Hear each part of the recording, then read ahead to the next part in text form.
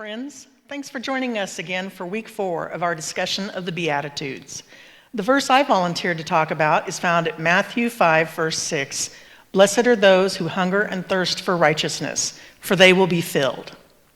Do you remember a year or so ago when Dave McDaniel told us about the Freedom Initiative? He invited us all to a meeting to learn about what he had been building. I was interested to see what he had to say, so of course I went to the meeting. There were 2 things that really stuck with me from that day. First, learning how many imprisoned people are abandoned by their own family at a time when they are needed the most. I was so disappointed to learn that because I'm so blessed to be close to my own extended family. Naturally, I wanted to reach out to this ministry, so I attended a brief training and soon was assigned a pen pal to set about trying to write weekly. And he'll tell you that I didn't write that often, but neither did he. And we've become friendly, and we're writing more frequently, and I'm happy to share what I'm learning with my new friend, and he shares with me. We're even starting a book study together. Second, and more to my point here, is how many people who are incarcerated are what the guys call baby Christians. I remembered how important it was in my own infancy as a Christian to have people I could ask questions of and visit with about what I was learning, reading, and hearing. Lucky for me, the wonderful people at Church of the Cross took me under their wing for that very purpose, and my family was really excited to help after I'd been away from church for so many years. Many of those incarcerated come to Jesus as a result of being jailed, because for many, that feels like rock bottom. Thankfully, someone in their past or their present introduced them to God along the way. And when desperation set in, they asked for help from the only one who could truly provide it. Surely we have all felt desperation in some form. I know I have.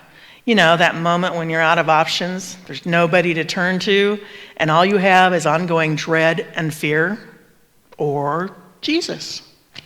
This is when our souls cry out to quench that hunger or thirst for righteousness. Pastor defined righteousness as that balance of our words and actions.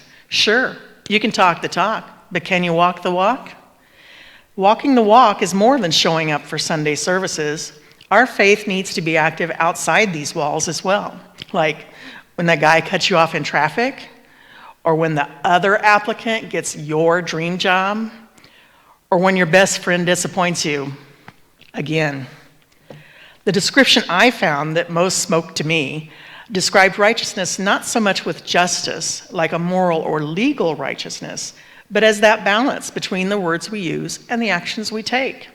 The justifying righteousness of Christ, which is from God the Father and received by faith.